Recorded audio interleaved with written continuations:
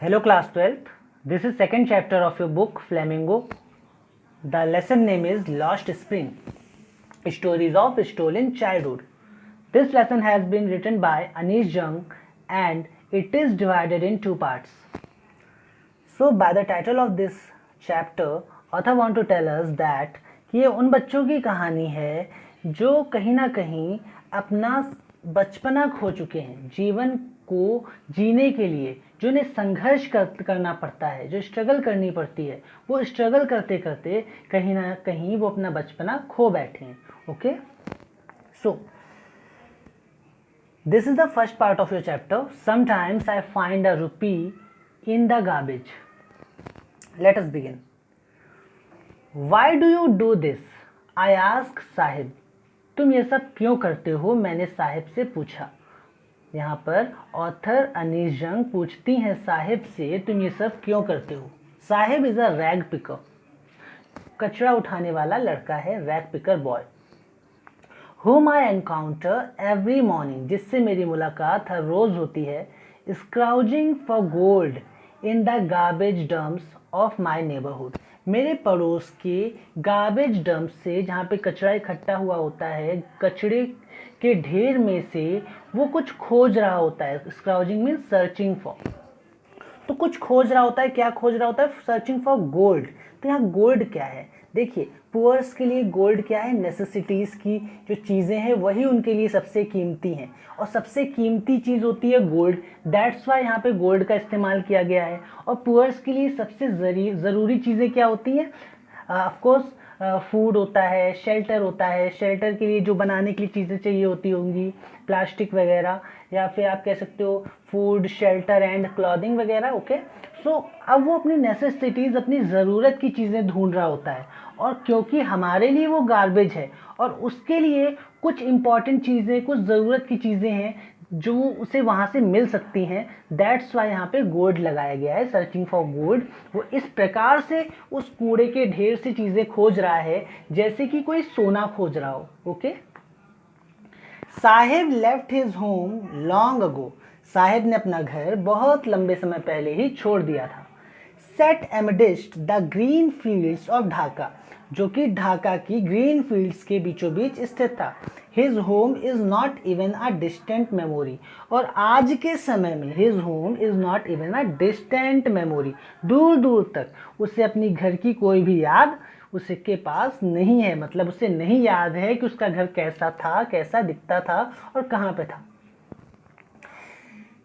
His mother, sorry, there were many storms that swept away their fields and homes. His mother tells him, उसकी माँ उसे बताती है कि कई ऐसे स्टॉर्म्स आए, तूफान आए, जिनकी वजह से उसके फील्ड्स, उसका घर सब बह गए, सब खत्म हो गए. दैट्स वाई दे लेफ्ट, जिसकी वजह से उन्हें वहाँ से जाना पड़ा. Looking for gold in the big city where he now lives. और किसकी तलाश में वो यहाँ पे आए? गोल्ड की तलाश में. As I told you before कि गोल्ड यहाँ पे उनके लिए कीमती चीज़ क्या है? उनके लिए कीमती चीज़ है फूड, शेल्टर एंड क्लॉथिंग. ठीक है, उसकी तलाश में वो बड़े शहरों की तरफ आए. इस बड़े शहर में आए वेयर ही नाउ लिव्स, जहाँ पे वो रहता है. I have nothing else to do. अब वो रिप्लाई करता है उस जवाब में, उस सवाल के जवाब में जो कि ऑथर ने उनसे पूछा था, उससे पूछा था कि तुम ये सब क्यों करते हो. वो रिप्लाई करता है I have nothing else to do, मेरे पास कुछ और करने को नहीं है. लुकिंग अवे, और ये कहकर वो इधर उधर थोड़ा देखने लगता है. गो टू स्कूल आई से ग्लाइबली. स्कूल चले जाओ, मैंने ग्लाइबली मीन्स कॉन्फिडेंटली कहा. ग्लाइबली मीन्स होता है कॉन्फिडेंटली आप कोई चीज़ कहो और बिना सोचे समझे कहो. ओके, तो बिना सोचे समझे कॉन्फिडेंटली किसने कहा? ऑथर ने कहा गो टू स्कूल, स्कूल चले जाओ. रियलाइजिंग इमिडिएटली, और तुरंत ही उन्हें रियलाइज हुआ how hollow the advice must sound, कि जो एडवाइस उन्होंने दी वो कितनी खोखली थी. क्योंकि उस बेचारे के पास तो रहने के लिए भी अच्छी जगह नहीं थी, खाने को भी ठीक ठाक नहीं था, कपड़े भी फटे पुराने थे. तो ये एडवाइस काफ़ी खोखली साउंड हुई उन्हें, और ऐसा रियलाइजेशन उन्हें तुरंत ही हुआ कि उन्होंने जो कहा है वो गलत कहा है, गलत भावना से कहा है. There is no school in my neighbourhood when they build one I will go, कि मेरे नेबरहुड में, मेरे आसपास कोई भी ऐसा स्कूल नहीं है, जब भी बन जाएगा मैं जाऊंगा। If I start a school will you come, I ask, half joking, यहाँ पे थोड़ा मजाक करते हुए लेखिका कहती है, अगर मैं अपना स्कूल चालू कर दूं तो क्या तुम आओगे? यस ही सेज, उसने कहा हाँ, स्माइलिंग ब्रॉडली, मुस्कुराते हुए। A few days later I see him running up to me, कुछ दिनों के बाद मैंने देखा कि वो मेरे पास दौड़ते हुए आ रहा था। इज़ योर स्कूल रेडी, और वो पूछता है क्या तुम्हारा स्कूल चालू हो गया है, तैयार है? It takes longer to build a school, कि एक स्कूल बनाने में काफ़ी समय लगेगा, या फिर स्कूल बनने में अभी समय है। आई से, मैंने कहा।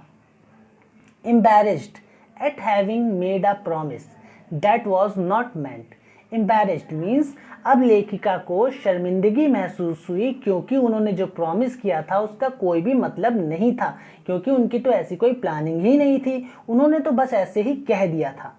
बट प्रोमिसेस लाइक माइन, लेकिन मेरे जैसे जो प्रोमिसेस हैं, abound in every corner of his bleak world, abound in every corner, it means, abound means प्रचुर मात्रा में, आप कह सकते हो कि बहुत सारे उससे ऐसे प्रॉमिस किए जाते थे।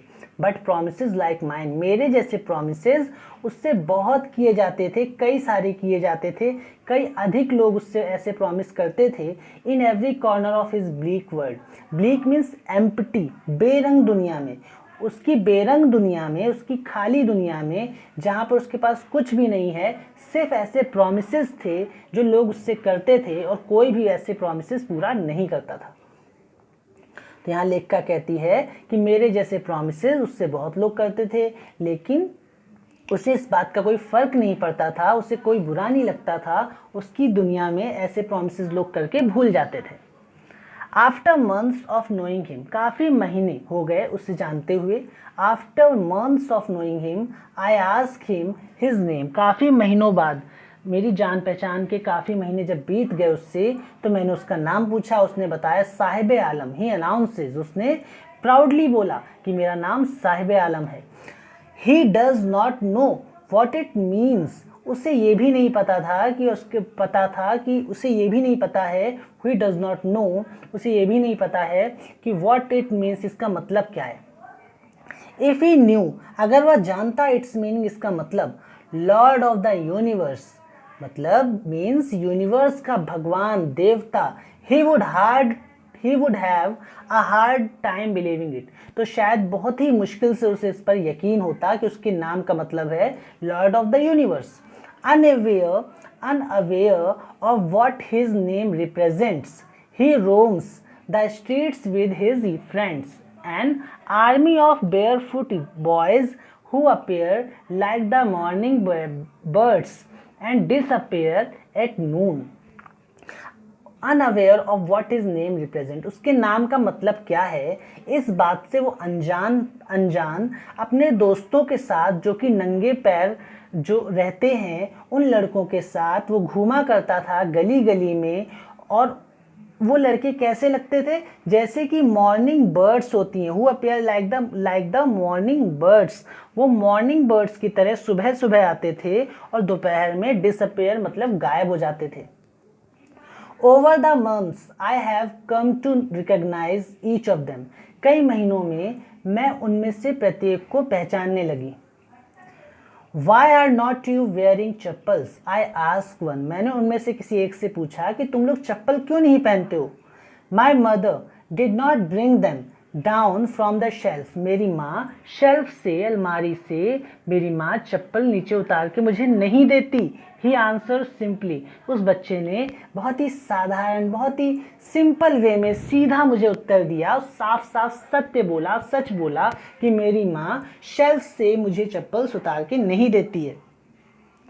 Even if she did he will throw them off, adds another, एक दूसरे बच्चे ने एक दूसरे बच्चे ने बोला, इवन इफ शी डिड, अगर वो इसे दे भी देती तो ये उन चप्पलों को कहीं ना कहीं फेंक देता। He will throw them of.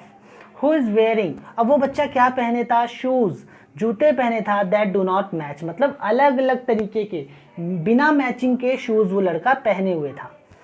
When I comment on it, जब मैंने उससे पूछा या मैंने इस बात पर कमेंट किया कि तुम भाई क्यों पहने हो ऐसे शूज़, अलग अलग क्यों पहने हो, अलग अलग जोड़ी के क्यों पहने हो, he shuffles his feet and says nothing. Shuffles his feet means वो अपने पैरों को छिपाने लगा, घसीटने लगा, एक दूसरे के ऊपर रखने लगा, and says nothing, और उसने कुछ भी नहीं कहा. I want shoes, says a third boy who has never owned a pair all his life. मुझे जूतों की ज़रूरत है, मुझे जूते चाहिए, तीसरे लड़के ने बोला, जिसने अपनी लाइफ में कभी भी उसके पास जिस जीवन में जिसके पास कभी भी एक पेयर शूज़ के नहीं रहे. Traveling across the country, I have seen children walking barefoot in cities on village roads.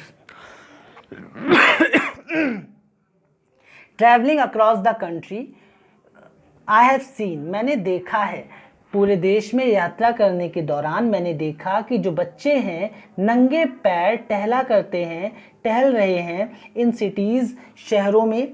मैंने बच्चों को नंगे पैर टहलते देखा है शहरों में, गाँव में, रोडों पर. It is not lack of money but a tradition to stay barefoot is one explanation. उस गांव के किसी एक व्यक्ति ने लेखिका से कहा कि ऐसा नहीं है कि उनके पास पैसे की कमी है. किसी ने गांव के किसी बंदे ने लेखिका से कहा कि ऐसा नहीं है कि उनके पास पैसे की कमी है, बट अ ट्रेडिशन, ये तो उनका एक ट्रेडिशन है नंगे पैर रहना. आई वंडर, यहाँ पर जो ऑथर है वो कहती है कि मुझे आश्चर्य है. I wonder if this is only an excuse to explain away a perpetual state of poverty. perpetual state of poverty मतलब कभी ना खत्म होने वाली. ओके, perpetual मीन्स होता है कंटिन्यूइंग, लगातार, मतलब लगातार जारी रहने वाली गरीबी की लेखिका कहती है मुझे हैरानी है कि ये केवल एक बहाना है.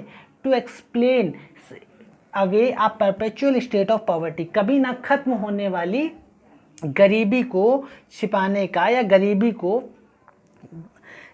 को बताने का एक बहाना है कि भाई ये तो एक ट्रेडिशन है, जबकि वो लोग नहीं पहन पा रहे क्योंकि शायद वो बहुत गरीब हैं.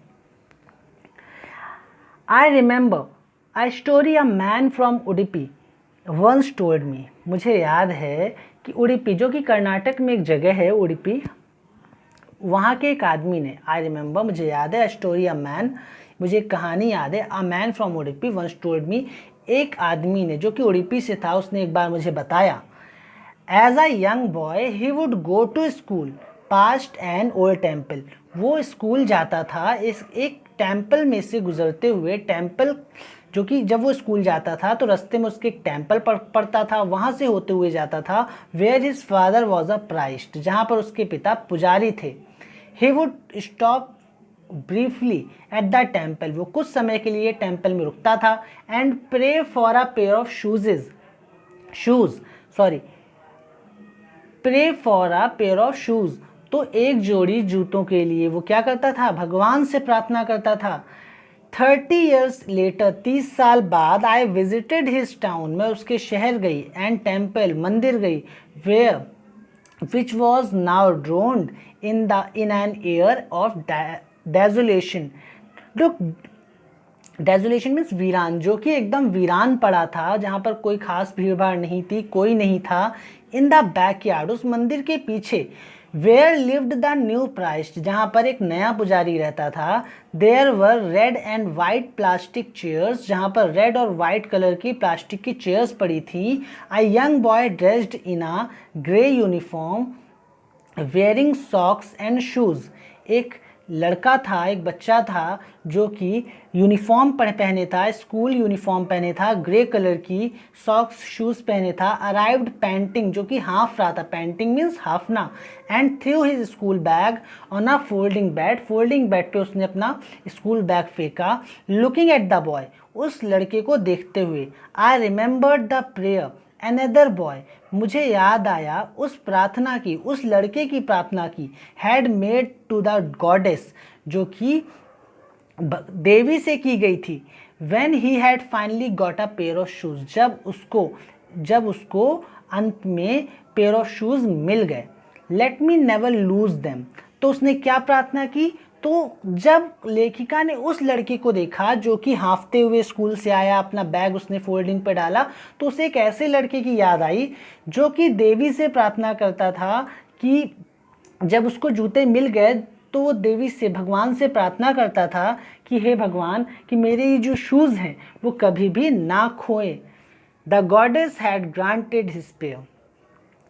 Young boys like the son of the priest now वोर shoes, but many other like the rag pickers in my neighborhood remain shoeless. तो young boys like the son of the priest, जो बच्चे हैं जो कि पुजारी के लड़के की तरह जो बच्चे हैं अब शूज़ पहनने लगे हैं। But many other like the rag pickers in my neighbourhood remain shoelace, लेकिन कई ऐसे रैग पिकर्स हैं, कचरा उठाने वाले हैं मेरे नेबरहुड में, मेरे पड़ोस में, जो उनके पास अभी भी शूज़ नहीं हैं। सो यहाँ पे स्टोरी, इस पैराग्राफ की शुरुआत कहाँ से हुई थी? इस पैराग्राफ की शुरुआत हुई थी कि ट्रेडिशन मानते थे लोग कहते थे कि भाई ट्रेडिशन है। तो जो लेखिका है उन्होंने कहा कि तो हैरानी की बात है कि ऐसा कि कहीं ना कहीं वो एक्सक्यूज़ देते थे अपनी गरीबी को छिपाने के लिए। माई एक्वेंटेंस मतलब होता है, एक्वेंटेंस मीन्स होता है परिचय होना, जान पहचान होना। My acquaintance with the barefoot rag pickers leads me to Seemapuri, तो मेरी जो जान पहचान थी उन नंगे पैरों वाले रैग पिकर्स से मुझे सीमापुरी तक ले गई। A place on the periphery of Delhi, on the periphery of Delhi, periphery means होता है आउटस्कर्ट्स, बाहरी इलाका जो कि दिल्ली का ही, देखिए वो जगह जो दिल्ली में ही है लेकिन दिल्ली के बाहरी इलाके में है, ओके, लेकिन वहाँ पे वो इलाके का जो डिस्ट्रिक्ट है दिल्ली ही लगता है। Yet miles away from it, metaphorically means symbolically, तो सिम्बॉलिकली वो दिल्ली से ही अटैच्ड है तो वो दिल्ली ही capital city of India, but लेकिन वो दिल्ली के बाहरी हिस्से में है, ओके। दिल्ली जैसी शान शौकत जैसे दिल्ली में लोग रहते हैं, स्टाइलिश हैं, अमीर हैं, सिटीज़ में, वो वैसे नहीं है, वो काफ़ी दूर रहते हैं दिल्ली से और एक वीरान सी जगह में रहते हैं, गंदे से प्लेस में रहते हैं। Those who live here are squatters, जो यहाँ पे रहते हैं ना वो स्क्वाटर्स हैं। स्क्वाटर्स क्या होता है? A person who unlawfully occupies and building और लैंड, मतलब सरकारी ज़मीन को क्या करते हैं ना लोग, जैसे सरकारी ज़मीन पे आप देखते हो झोपड़पट्टी बन जाती हैं, बस्तियाँ बन जाती हैं, गरीब लोग बना लेते हैं, तो वो लोग स्क्वाटर्स हैं जो अनलॉफुली मतलब गैर कानूनी ढंग से रह रहे हैं, okay. Those who live here are squatters who came from Bangladesh back in 1971. ये जो वहाँ पे रहते हैं वो स्क्वाटर्स हैं जो कि बांग्लादेश से आए हुए हैं 1971 में। आप जानते हो 1971 में इंडिया पाक की जो वॉर हुई थी उसमें पाकिस्तान के 2 टुकड़े हो गए थे, तो उसमें बांग्लादेश बना था। Saheb's family is among them, Saheb की फैमिली उन्हीं में से एक है।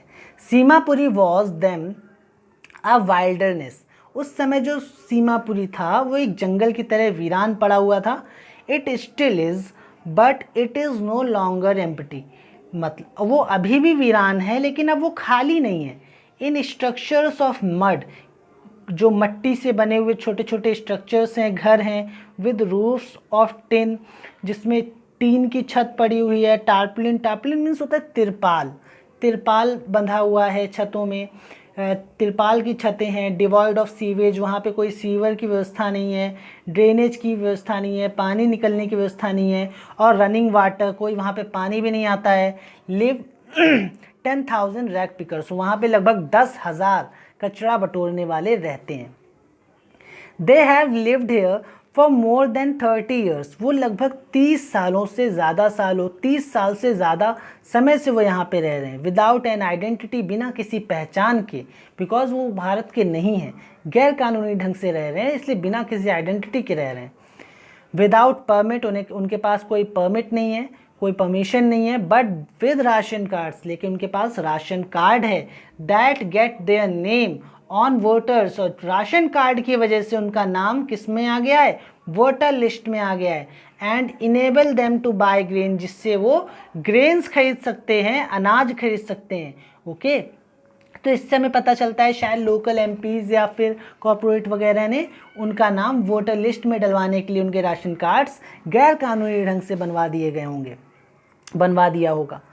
तो food is more important for survival than an identity, खाना ज़्यादा ज़रूरी होता है कि जीवन जीने के लिए, सर्वाइवल के लिए, जीवन जीने के लिए फूड ज़्यादा ज़रूरी होता है आइडेंटिटी से, पहचान से ज़्यादा जीवन जीने के लिए खाना ज़्यादा ज़रूरी होता है।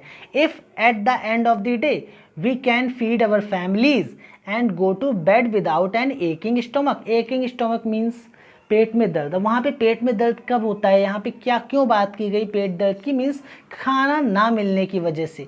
जब खाना नहीं मिलता होगा तो शायद वो पेट पकड़ के बेचारों को सोना पड़ता होगा, तकलीफ़ होती होगी उन्हें। तो यहाँ पे कोई कह रहा है, क्या कह रहा है कि if at the end of the day we can feed our families and go out to bed without an aching stomach, अगर हम अपनी फैमिली को खिला सकते हैं और बिना पेट दर्द के, बिना भूखे पेट मतलब पेट भर के, बिना पेट दर्द के हम सोने जा सकते हैं, खाना खा सकते हैं। We would rather live here than in the field that gave us no green. So इसलिए उस फील्ड में रहने के बदले हम यहाँ रहना ज़्यादा पसंद करेंगे जहाँ पर हमको खाना मिल रहा है, और उस फील्ड में, उस जगह पे रहने का कोई फ़ायदा ही नहीं है जहाँ पे हमें खाना नहीं मिल रहा। ओके, चलो आगे देखते हैं। सो यहाँ पे बताया जा रहा है कि अगर दिन के अंत में, अगर एंड ऑफ द डे हम अपने बच्चों को खाना दे पा रहे हैं और बिना पेट दर्द के सो पा रहे हैं, तो हमें यहाँ रहना मंजूर है कंपैरेटिवली उस जगह पे जहाँ पे हमें खाना ना मिले। से a group of women in tattered saris, अब ये कौन कहता है, एक ग्रुप ऑफ वुमेन, महिलाओं का एक समूह है जहाँ जिनसे लेखिका बात कर रही है, तो वो लोग ऐसा कहती हैं उससे। टैटर्ड साड़ीज, जो कि फटे पुराने, टॉर्न, टैटर्ड मीन्स टॉर्न, फटे पुरानी साड़ी पहने हुए हैं। व्हेन आई आस्क देम, जब मैंने उनसे पूछा, why they left their beautiful land of green fields and rivers, और ये जवाब उन्होंने तब दिया जब लेखिका ने उनसे पूछा कि उन्होंने अपनी खूबसूरत ज़मीनें, रिवर्स जहाँ पे पानी था, जहाँ पे नदियाँ थीं, जहाँ पे हरियाली थी, वो ज़मीनें, अपना घर वो छोड़कर यहाँ क्यों आए। तब उन्होंने उसे ऐसा जवाब दिया, wherever they find food they pitch their tents that become transit home, मतलब जहाँ पर भी उन्हें खाना मिलता था वो अपना घर वहाँ पे ही बसा लेते थे, वहाँ पे ही अपने टेंट्स लगा लेते थे। ट्रांजिट मतलब जो एक जगह से दूसरी जगह तक ले जाया जा सके, ट्रांजिट होम, ठीक है। टेम्परेरी होम होता है जो एक जगह से दूसरी जगह तक ले जाया जा सके, टेंट्स वगैरह। तो जहाँ पर उन्हें खाने की व्यवस्था होती थी, जहाँ पर उन्हें लगता था कि उन्हें खाना मिल पाएगा, वो वहाँ पर अपना टेंट लगा लेते थे। तो children grow up in them becoming partners in survival, तो जब बच्चे बड़े होते थे उन टेंट्स में, तो वो भी इस संघर्ष का हिस्सा बन जाते थे। And survival in Seemapuri means rag picking, और सीमापुरी में सर्वाइवल का मतलब क्या है, जीवन जीने के लिए जो संघर्ष करना पड़ता है उसका सिर्फ एक ही मतलब है, काम का सिर्फ एक ही मतलब है, वो है रैग पिकिंग, कचरा उठाना। Through the years it has acquired the proportion of a fine art. Through the years, जैसे जैसे समय बीतता गया तो ये भी एक कला का हिस्सा माने जाने लगा। Garbage to them is gold, as I told you, gold उनके लिए क्यों ऐसा बोला जा रहा है, गोल्ड क्यों बोला जा रहा है गार्बेज को, क्योंकि उनके लिए वो छोटी छोटी चीज़ें बहुत कीमती हैं। तो garbage to them is gold, उनके लिए गार्बेज, कचरा गोल्ड की तरह है। It is their daily bread, ये उनके लिए रोज़ाना का ब्रेड है, मतलब उनकी रोज़ी रोटी है। A roof over their heads, उनके छत, उनके सर पर, वही गार्बेज उनके सर की छत है। कैसे? इवन जैसे नहीं आपको गार्बेज में उनको कुछ ऐसा सामान मिल गया, प्लास्टिक मिल गई जिसकी वजह से वो तिरपाल मिल गया जिसकी वजह से अपने सर अपनी घर की छत सही कर सकते हैं, is all that. Even if it is a leaking roof, चाहे वो लीक करती हुई छत क्यों ना हो, बट फॉर अ चाइल्ड, लेकिन एक बच्चे के लिए इट इज़ इवन मोर, वो भी बहुत है। आई समटाइम्स फाइंड अ रूपी इवन अ 10 रुपी नोट। अब यहाँ साहेब कहता है कभी कभार मुझे 1 रुपये या कभी कभी तो मुझे 10 रुपये का नोट तक मिल जाता है। हिज आइज लाइटिंग अप, और ये वो कहते कहते बहुत खुश हो जाता है, बहुत खुश होते हुए बताता है। When you can find a silver coin in a heap of garbage, जब कूड़े के ढेर में, ये कौन कहता है? लेखिका कहती है जब आप कूड़े के ढेर में, when you can find silver coin in a heap of garbage, जब कूड़े के ढेर में आप चांदी का सिक्का पा सकते हो, you don't स्टॉप स्क्राउजिंग, तो फिर आप सर्च करना, स्क्राउजिंग करना, ठेलना नहीं रोकते, आप वो काम जारी रखते हो। For there is hope for finding more, for there is hope of finding more, क्योंकि आपको आशा होती है कि आपको वहाँ से और भी कुछ मिल सकता है। It seems that for children, ऐसा प्रतीत होता है कि बच्चों के लिए garbage has a meaning different from what it means to their parents, बच्चों के लिए गार्बेज का मतलब अलग है। ऐसा प्रतीत होता है कि बच्चों के लिए गार्बेज का मीन्स अलग है और बड़ों के लिए गार्बेज का मीन्स अलग है।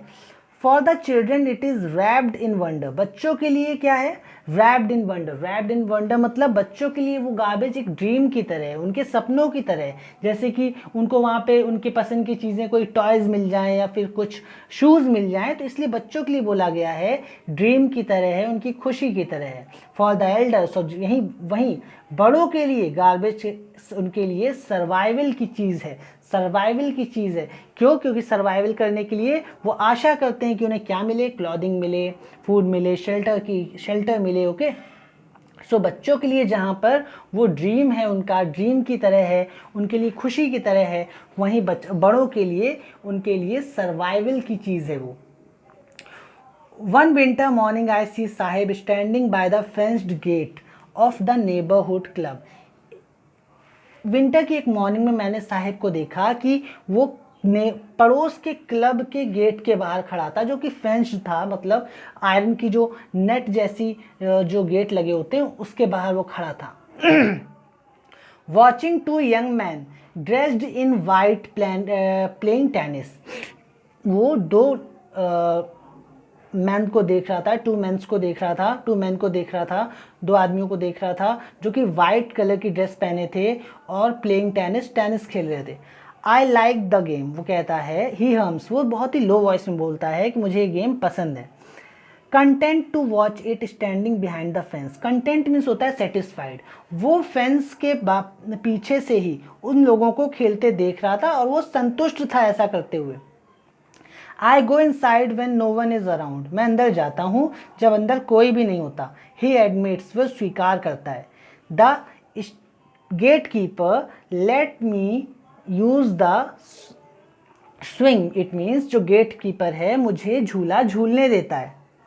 Saheb too is wearing tennis shoes, Saheb भी टेनिस शूज पहने हुए है।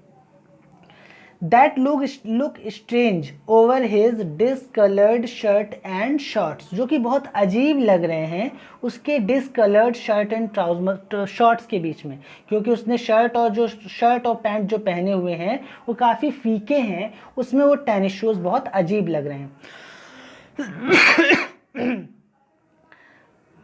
Someone gave them to me, किसी ने मुझे ये दिया है। He says, वो कहता है, in the manner of an explanation, explain करते हुए वो ये कहता है कि किसी ने मुझे ये दिए हैं।